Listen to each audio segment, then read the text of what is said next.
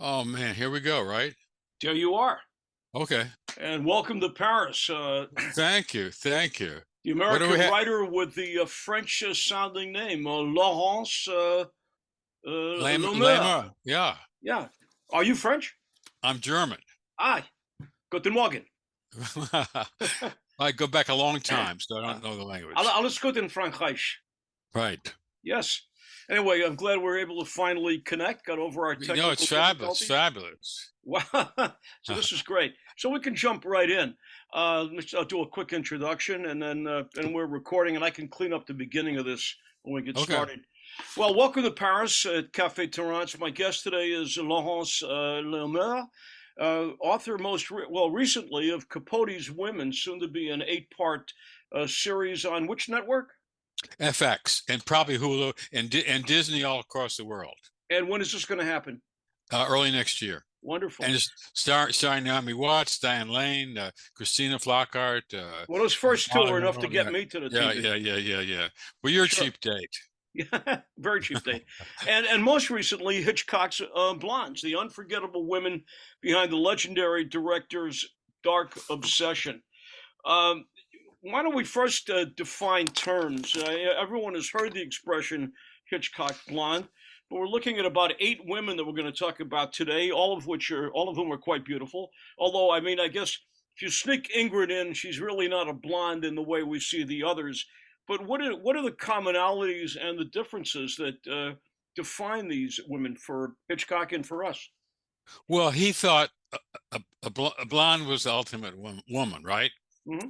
And alas, there aren't that many blondes in the world. There aren't many true blondes, right? They're around the Baltic. Well, I seem to Uh, find them all you personally. seem to find them all, and you Yeah. see and you see a bottle of peroxide next to them. Well, L'Oreal Tantois, I mentioned it Right. in my memoir, and I got no product placement money from L'Oreal. Wow, Yeah, wow. yeah, Well, unfortunately. But go anyway, ahead, that continue. yeah. So he just tried to choose them, but they weren't quite blonde. Maybe they changed their hair a little bit, but that was his obsession.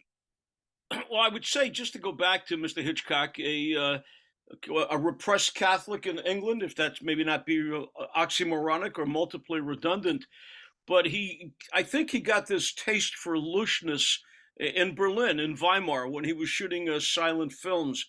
Let's talk about that, if you agree with that characterization.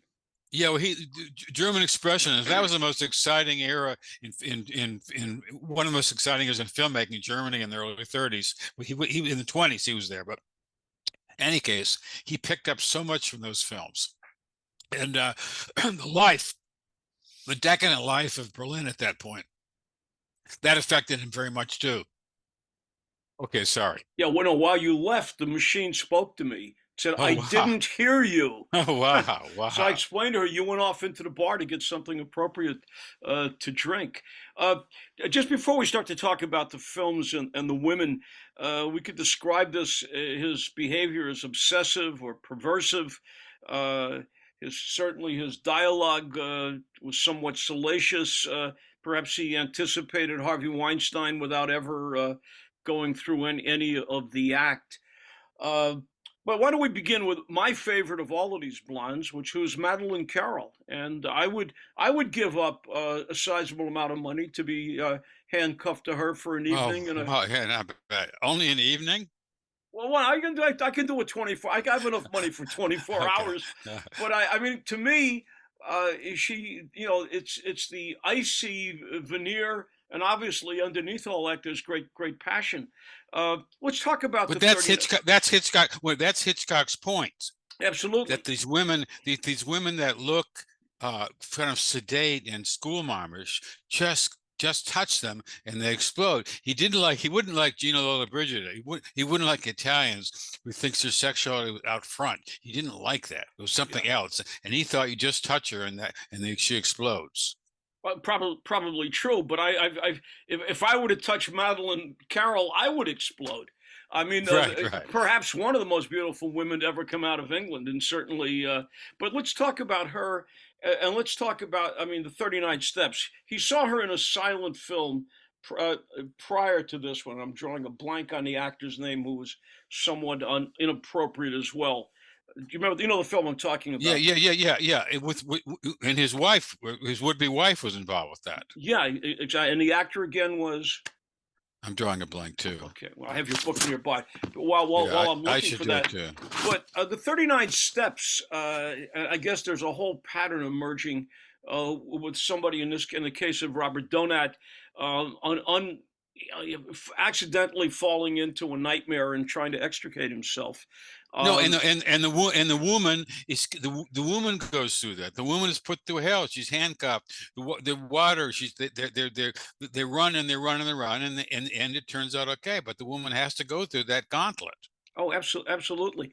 Now, the scene where she's removing her stockings could be one of the sexiest, most erotic film scenes I've ever seen in a film where no sex was involved. Well, you have the same taste. You have the same taste I have. It doesn't have to be explicit to be that kind of. It's just kind of an amazing scene, and obviously told her to take her stockings off very very slowly Yeah. and display her legs. Talk about them a little bit about that film because I think it's somewhat of a template for a lot that followed. Based on a John Buchan novel, but as I mentioned, the only thing it has in common with the book is the title. After that, he just kind of throws it all away. Well, this is not uncommon either.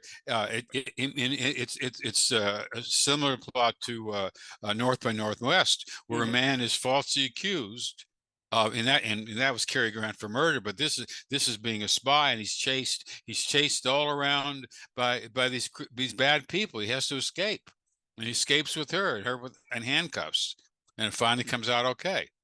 Yeah, I watch it over and over and over. There's so Yeah, many iconic elements. The scene where he's making kippers for Lucy Mannheim, who's later married to Marius Goring, in his apartment. He's wearing this magnificent coat, a very very light herringbone weave. It must have been cream colored in real right. life, and he never takes it off. I suspect he thinks it's so beautiful. My God, let's just keep it on. You know, and then the scene when he's on the bridge over the Firth of Forth, another uh, I, beginnings, I think, of his films. We have Mount Rushmore. We have he's so Saboteur, for example, when he's Right, on right. the Eiffel Tower, on the Statue of Liberty. So I think a lot of elements that came into his films later on began in this film. Yeah, well, he didn't. I mean, the thing is, he basically is a silent filmmaker. He begins in the 20s and he goes on for 50 years, and that's what he wants to do. Dialogue is just sort of this intrusion to the scenes he's creating, and you can go back to The Lodger, Hmm.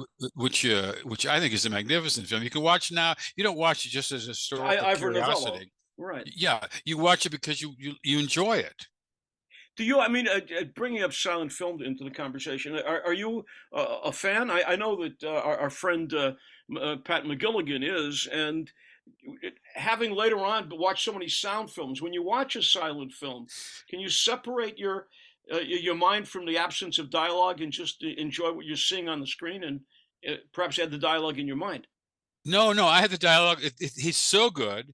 I don't think it's a sound film. Hmm. I hear the dialogue.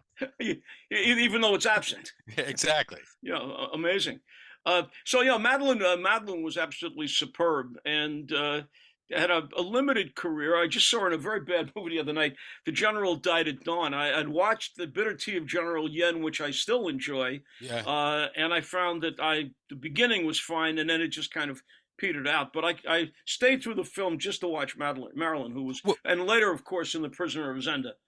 no, but she was one of the major stars in the early 40s. She just Hmm. disappeared. 30s, I guess it was. I Yeah. think, yeah. So then there's a little jump. It seems that the lady vanishes. I don't right remember. It's Margaret Right. Lockwood, who was not a blonde. Um, and then we really move up. I guess the next significant film would be Notorious, Right. written by Ben Hecht. So you're working with a champion of dialogue. And as I said, it's kind of difficult. Maybe we could talk about how he got around to casting her. He was working for Selznick, so there was that connection, but not at all the blondes that we later on see or we see as somewhat iconic. Talk about that film and about his relationship with Ingrid. Well, he treated each of these women very differently. Some of them he was almost, and he was class oriented and a snob, the way only a lower middle class Brit can be. Right. Mhm. I mean, Britain is the most class conscious society anywhere, and so He's the son of a greengrocer. right. And he's Irish. He has to get rid of that. I mean, the Brits don't like the Irish, as I well know. And so he really liked her, and he'd always in the beginning he'd bring the actress over to his house for dinner, and each one he'd treat differently. And Ingrid he treated as a real friend, and he adored her. Was that because of her? Was she the kind of character who would not tolerate his salacious dialogue, or somehow Oh, projected come the? on. She was wild. She was wild. She Okay. was wild. I mean, people ask me, what do I think about these? What do I feel about these actors? I said, I'd like to go drinking with Ingrid.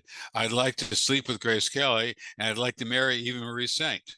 Well, yeah, I love Eva Marie Saint, but we'll come back to her. Okay, No, but so yeah, Ingrid and Notorious, and again with Cary. This is with Cary Grant. right, Of course, the impeccable Claude Rains. No one like Claude Rains. right. Uh, and once again, there's this sense of betrayal, as we later see with Eva Marie Saint in North by Northwest. Ingrid comes from, shall we say, somewhat unimpeccable background, the father being a Nazi, and she perhaps having somewhat of an active love life, Yeah. and yet, go ahead. And again, she's put through hell. Right? Yeah. She's put through hell. The Americans want her to become a spy for them, and she marries this Nazi, and she puts through hell. And Claude Rains' mother poisons her, and in the Madame end, Constantine. yeah. And another thing about Hitchcock is he had a tortured relationship with his mother, and he had every morning, every evening, he had to stand behind at her bed before she goes to bed. And when she died, from then on, every mother in his films was a monster. And Notorious, she's worse than her son. As she was. Let's talk about two other women in his life. And one was blonde, Joan Harrison, and Alma Revel, his wife. Uh, let's begin with Alma. Talk about their relationship and how it impacted his work, and particularly his work with all of these women. Well, almost started in the film industry as a 16-year-old. And she lived about a block from the studios there. And she went on to become a screenwriter. She's an editor, extremely talented person. And she gave it all up for him to advance his career. He never would have succeeded as high and as long as he did without her. And what influence did she have? Well, we were just talking about Notorious, and were they already? Were they? I'm trying to think. The 39 Steps. Was she already in the picture? Yes, but we don't know. That's the point. They were so close. There's no record of the number of things she said to him, and she was so subtle in working with him. But her touch is on all of his films. I was very fortunate. Uh, and we move on. We move on from Ingrid, and I think if we're looking chronologically, I guess it would be Grace coming up first in Dial M for Murder with John Williams, who later appeared in To Catch a Thief as the policeman, and Anthony Dawson, who later was shot by Sean Connery in Doctor No. Huh. This, I believe, was based on a stage play. Correct? Yeah, Yeah. and So she and let's she's let's. I think that was their first film together. So let's talk about that yes, film. yeah. And where did he discover Grace? Who, as you write, I mean, there were, as a kid in Brooklyn, there were words to describe women like Grace. I don't think she ever met a man she didn't want to sleep with. Yeah, but you know that when you looked at it, you wouldn't think so. The ethereal kind of nun-like look to her. Oh But yeah. she's the classic Hitchcock woman that you touch her and she goes crazy, and that was Well, in her probably case, I think it was in it real was life. It true. That wasn't. was true. Yeah, It it was wasn't true. just on the film. But let's talk about Dial M, set Okay. in London, where she. Let's describe that film for us in brief. Well, she's married to she is having an affair. She had an affair, With Robert and Cummings of all with people. Robert Cummings, right? And she she's ended the affair, but her husband wants to kill her. He sets up a murder, Mm. and has this person come to the apartment in the evening to strangle her, and she fights this person and kills him, and then she is considered a murderer, and she's convicted and sent to prison for life. How's that for a gauntlet to have to go through? And where did he discover Grace? He saw her, but he saw she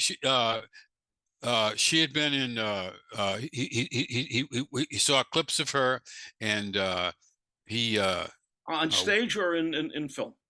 in film, Okay. and oh, I can't, what is wrong with me? No, no, no, it's okay. We're getting to that age, Lawrence. Okay, stop just for a second. I am. Okay, what's the film with the Western, the Great Western? Oh, yeah, High Noon. High Noon. Okay, start again. Uh, Yeah, go ahead. Grace was in High Noon. Right, right, right. The Quaker wife of. She played she played this mousy Quaker wife. Okay, and Hitchcock saw that. He liked her as an actress, but he hated that film, Mhm. and he hated that she looked her she was so toned down. Sure. So he didn't want that. He wanted her to look kind of sexually inviting, which he did in Dial M for Murder, and the Mhm. other two films they made together. I mean, how much of that was his? I mean, obviously, you start with a great subject. I mean, Grace was beautiful. Uh, how much did he work in her at all? Was that just he just saw her as she was, and she delivered who she was in real life, physically? He didn't. In most, sometimes he would. I mean, with Tippi Hedren, he spent a lot of time with her, Hmm. but he thought of actors as pieces on a chessboard that you just move around. He didn't really spend too much time working with them. It's kind of amazing he got the performances he did doing that. Yeah, I mean, I guess he famously didn't say that he treats all actors like cattle. Like treats actors like cattle. What am I? You know what I'm Yeah, going you're right. with. That's right. Yeah, yeah, Yeah, but he said yeah. he treats them like cattle, as cattle. Right, Oh, right, no, so we move on from that one, and then we get into a much bigger and important film, which is Vertigo, with right.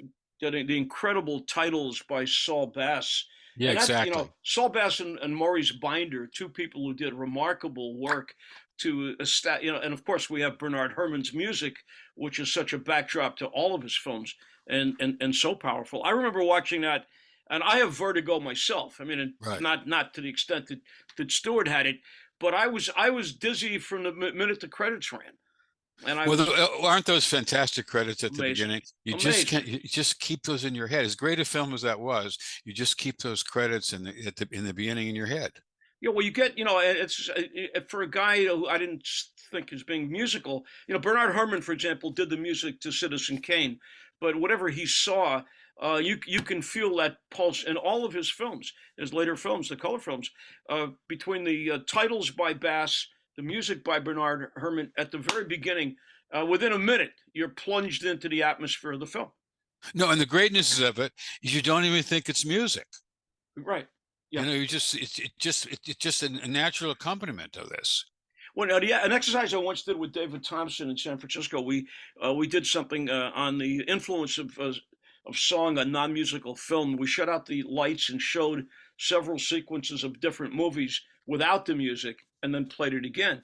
And if you were to look at what we just discussed, those titles without music, without Herman's thing, it's nothing. Right, They exactly. absolutely have to be put together to Right, create that mood. And in the absence of sound, it would be just a very, very different film, even though, exactly, as you say. So it's quite exactly. wonderful. But let's talk a little bit about that film. And this is shot in San Francisco, and I lived And L.A. on LA. I mean, I lived. I remember they go into Podesta Valdaki's flower shop, which Right, existed right. when I got there in the '70s, and they had dinner at Ernie's, which I did on one occasion. Uh, so much they went to Ransohoff's, and another non-existent department store. I mean, to watch that film is to like look at San Francisco in the prior to Haight Ashbury, just to see what Yeah, the city was like. So he used those images and those buildings and those locations to great effect to create that. And then when you go back to the blonde thing, where he has Kim back and oh, I moved up to Kim, back and forth between being a somewhat brown or auburn haired and then being a blonde again as he kind of redid her. And I believe her name was Madeline also, for not to, yeah, exactly, yeah. exactly. And She was magnificent in that film, and he didn't appreciate it. And he stupidly, when the film was coming out, put down her performance, which certainly didn't help people wanting to go see the movie. Yeah. But I think she should have gotten an Academy Award nomination for that. Well, I And think she was. I'm sorry. I interviewed her. Yeah, I think she's a much better actress than she got credit for. I mean, obviously she was under Harry Cohn's Right. auspices, which is not an easy thing to do. And she was a real knockout in Pushover, where she had no acting with Fred McMurray. She had no acting preparation whatsoever. And then I loved her in a film called with Kirk Douglas, "Strangers When We Meet." Uh, And again, somewhat subtle, the blonde bombshell, but again, subtle and within herself. And yeah, I thought she was remarkable in this film. well, she has bipolar disease. Okay. She's had it all her life. She wasn't diagnosed until she left the film industry, Hmm. but she would be on the set, and she's supposed to come out for her first scene in the morning, and she wouldn't come out. And people would think, what an egomaniac she Yeah, is. yeah. What a Hollywoody. princess. Right. She's just too depressed. She's just sitting here. She can't get out of her chair How did she work through it? with a constant struggle, which nobody knew about. And this is before we had medication, before we Yeah, had. exactly. Exactly. Yeah, Before you would dare say that about yourself. right. Yeah, no, that I wasn't aware of that. But he got a great performance out of her, as I say, and the film holds. It's quite I do watch it from time to time. And then to jump ahead to let's go back to well, we'll get two more Grace films to talk about. Cornell Woolrich, who wrote any number of scenarios under different names, wrote the treatment for Rear Window, uh, which I guess Stewart was somewhat like a little bit like Robert Capa, somebody who was an adventurous photographer running around the world. And I don't think she's ever looked more spectacular as in that Edith head dress she's wearing with the black sweater. Uh, just magnificent. No, no, it's unbelievable. And what's wrong with Jimmy Stewart? He doesn't realize what he has. I always like Jimmy. I like Jimmy as a young guy. He's kind of a handsome character. I loved him in Mr. Smith and some of his early comedies that he did. You know, I guess in well with Cary Grant in the Philadelphia Story. But no, but she more than holds her own. You know, I think I may have mentioned in our brief chat yesterday. I can't get enough of Thelma Ritter. I mean, 2 minutes of Thelma Ritter on screen Yeah, is yeah, enough to she's great. make a movie sing. Yeah, but in terms of Grace, Yeah, the country girl, right. Bing who she got the Crosby. Academy Award. Yeah, she is incredible in that. And you just see if she hadn't gone off and married Rainier, what Mhm. kind of career she would have had. She would have aged into all different kinds of roles, and would have probably been one of the great American actresses. Yeah, no, I agree. But you know, they're extremely worth watching, even today. Uh, Next, I guess, next up in that that group of women is Janet Leigh in Psycho, and I remember when it opened in New York when I was a teenager. You know, no one would be admitted after the film had started. You know, all of that Right, that was kind of that his idea. 50s, 60s type of marketing. Right. And there she was. Well, look, she was a midstream actress. She Mhm. wasn't the top row, No, and she comes in there, and her personal life was a disaster. right. The marriage with Tony Curtis, which started so brilliantly, was pretty much his end. He was having all kinds of affairs. She was drinking, and she wasn't a good drinker. And her father committed suicide. Okay, so then she gets this role, and she pours all of her personal life into Marion Crane, into that character. Now, again, it's what Hitchcock loves. There's not that much dialogue. Hmm. When she drives out of Phoenix up the highway, uh, we don't. She hardly speaks, but we know her. We know exactly. The audience knows exactly what she's feeling and thinking. And when a highway patrolman stops her with these dark sunglasses on, we're terrified for her. The cop hasn't done anything wrong, but we're terrified. No, yeah, I think you sense who she is, and as you say, this may very well have come out of her personal experiences that she was able to channel what her life was like, Right. you know, onto the screen. But that film and my God, you know what it to some degree, changed the way that films were made in many respects. Because this one almost, I wouldn't call this like a King Brothers film or a Sam Arkoff film, uh, Right. but you're going into areas that mainstream Hollywood films did not begin to look into. And I said that I believe at some level that opened up the filmmaking in Hollywood to be freer, to take No, more risks. until then, these quote unquote this type of movie was shown in the drive-in. There's these low-level films, and the reality is that the audiences love them, and that was very troubling to the mainstream Hollywood producers. Yeah, I mean, Andy Hardy was not living in this No, particular community no. if he lived anywhere Right, for that point. And I didn't mean to disparage Sam Arkoff, who along with Roger Corman never made a film that didn't make money, right. and probably Well, carried. Well, Hitchcock too. I mean, the thing is, Hitchcock lived in the commercial center of filmmaking. Mhm, He didn't think he was making masterpieces. He didn't sit there and had the pretension about what he was doing, but he managed to do that. And he knew he had to sell. Early on, he looked in these early movie palaces in London and mhm. saw they were full of women. And the women and that were by themselves, and women who brought their husbands and lovers. And he knew he had to make films with characters that women would like. No, yeah, exactly. And yeah, because if we think of these women in a sense for what they represent, you'd think these are women that's they're going to turn on guys, which Right, they right, did. You know, right. you would so if you, for a second you think that that's the idea, but in fact, as you say, women were an enormous part of that audience, and they probably dragged their husbands to see some of these films, or saw it on an afternoon with their girlfriends before they went off to tea, and there had to be some ability to identify, I suspect, with these women, or identify to what they were and what they were not themselves, to kind of Right. jump up to that. And in terms of Hitchcock's greatness, he was considered just a hack. You remember on Alfred Hitchcock's Presents, it Sure, was a half hour, immensely I watched popular most of them. television show. And he would begin.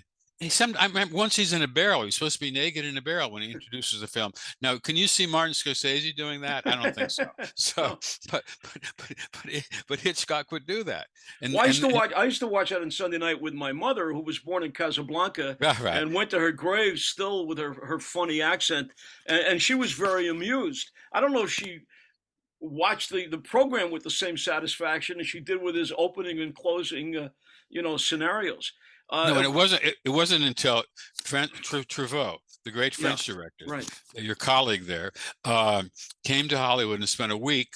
He did his English wasn't very good. He had an interpreter, and for a whole week, all day long, interviewed Hitchcock and turned it into a book, to a book that is Truffaut, one. what is it? I'm trying to think of the series of interviews. It says different titles, but Hitchcock on Truffaut, Hitchcock and Truffaut, different Right. titles. But anybody who wants to be a filmmaker has that film has that book in the library, often underlined from page after page. That's how intimate. That's what a gift Truffaut gave Hitchcock. Hmm. He showed just how much detail. He showed what he did and how he did it, and it's a great tribute. And again, Truffaut was there at the AFI tribute to Hitchcock at the end. He deserved to be there, and it's what a colleague should do.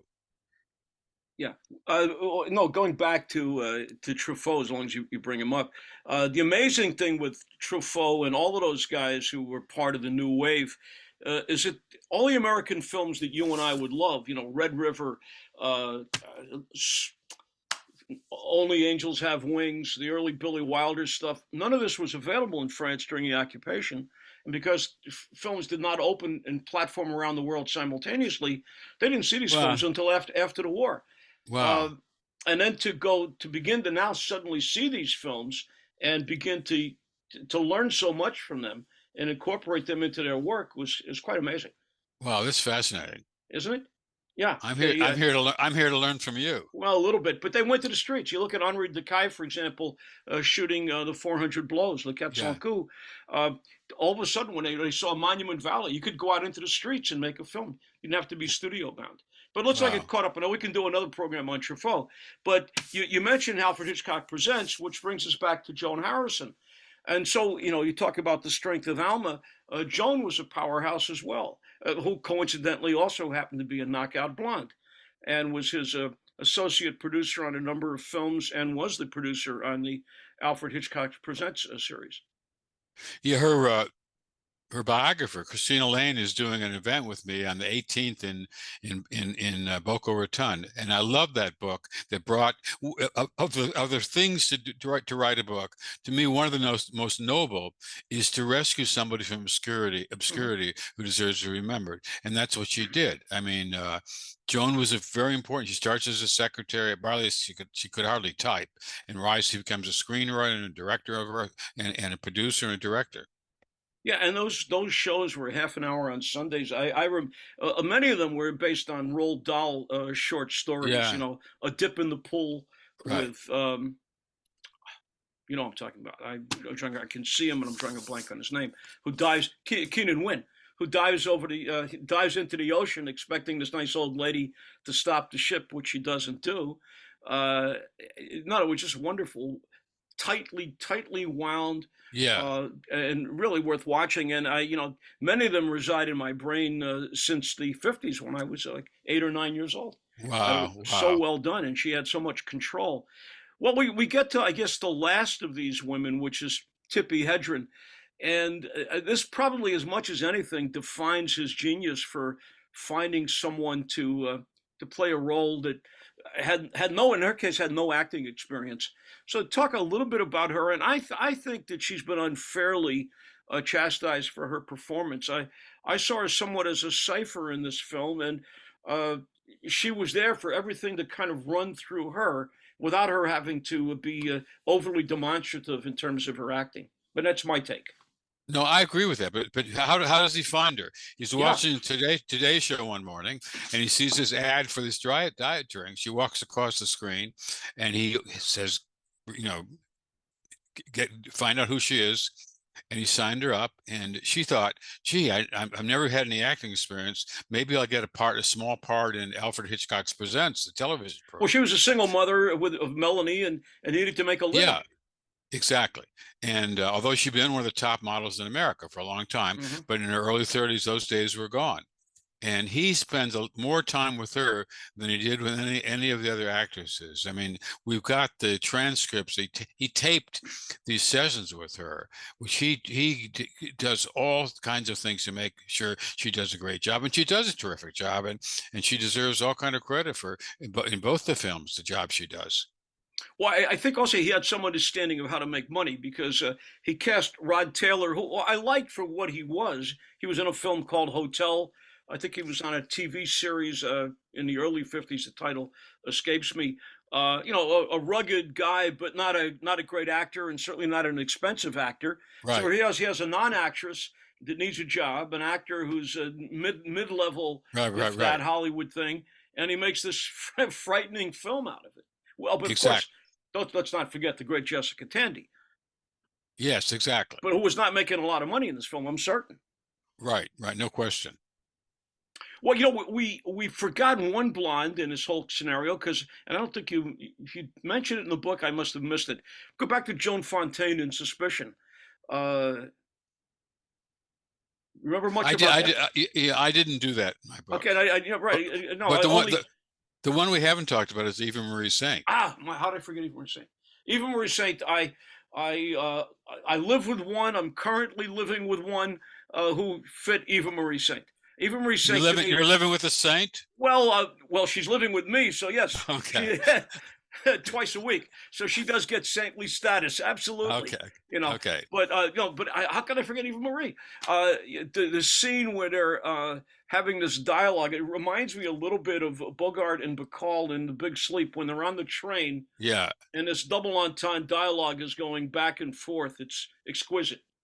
Yeah, and now if you had that same scene, you know, she'd be grabbing his leg, Oh, right? his leg under the table. God knows Yeah, what she'd be exactly. grabbing. Exactly. So it's so subtle. And And the also the audience. thing with her, as elegant as she was in this film, her previous film was On the Waterfront, where she's just a Catholic girl in Hoboken, no money, no elegance. Well, elegance is inbred, no style. And here No, but she is, this glamorous beauty in North by Northwest. just like Grace Kelly in High Noon. Yeah. Uh, he didn't he didn't like her like her on the water. She was kind of mousy, say that Oh, same sure. kind of mousy look, and he has to elevate her in his Well, mind. she's a street kid, Catholic family, very Yeah, blue collar. Father was a longshoreman.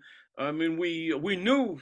I grew up in Brooklyn, so we knew those people. There's nothing wrong with those girls. That was just representative of the life that they were living. It was a hard scrabble life.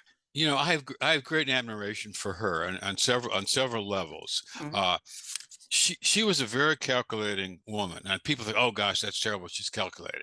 No, it's can be an admirable trait. With her, she got in a career on television in New York. She was Mhm. lonely. She let a little apartment. She wanted to get married. She wanted to find a husband, and she didn't want to marry an actor. And she marries a producer, and they have this beautiful life together. She has kids. She doesn't want to give up her family for her career. She would do one movie a year, Mhm. so she wouldn't be at the higher level of stardom. When he died, she lives. She's 99 years old now, and she lives by herself on Wilshire Boulevard. And her daughter was not too happy with me because I said that she was living alone. And I don't, it doesn't mean that she's a bad daughter. If Right. I'm 99 and can live by myself, it's not because my daughter wouldn't help with me. And it's great that You she want to has be the life she alone. has. Yeah, exactly. Absolutely. Uh, Maybe that's your next book. And Right. how can I forget Eva? Because I mean, to me, she just epitomizes so many of those qualities that I admire in women. Apart from what Hitchcock was doing, just I think that look at her, for example. Uh, Elegance is inbred or inherent, perhaps a Yeah. better way to say it. You know, uh, Even when we say that a pair of jeans and a sweatshirt is going to look elegant, Yeah, and exactly. some other Hollywood, bimbo blonde in a Valentino dress is going to look like a bimbo blonde in a Valentino dress. You got it. You can't. It's like kind people. You're nice because if you're not nice, your grandmother will kick your ass. You're Right. kind because it comes from your heart. Yeah, I got And you. yeah, and I think you read her right. So I don't know how I didn't get to her. And I just watched the movie the other night, and it's just it's one. And I love James Mason. That voice, my God, and the early Martin Landau. And Martin Landau played that to be gay in his mind, okay? Oh, absolutely. Over the top. Now, But I, I don't I, think anybody knew in 1959 because there were no gays in no, I 1959. I have a lousy gay detector, and I didn't think he was gay. To him, he was playing over the top gay. And just another point, all of We had less than a minute, so the go. gay characters in the films are all evil. Yeah. Well, I don't want you to get cut off. This has been great. We could do another hour at some point in the future. And if you're ever in Paris, by all means, let me know, and we'll do an event, a live No, event. I'm believe me, I come to Paris every year. I'll give you a call. Give me a heads up, and we'll organize something. So I'm doing Okay, something thank you. with Pat on the 13th on the Woody Allen book that may never get published. Well, push Chevrolet to be it deserves to be published. He's an Absolutely, incredible person. absolutely. But we're living in a woke world, Yeah, we and definitely are. it's hideous. It's been a You're right. pleasure. Okay, thank you very much. Thank you. Look forward to seeing you, and look forward Okay, to next week's coverage of your book. okay, thank you. Thank you. Bye bye.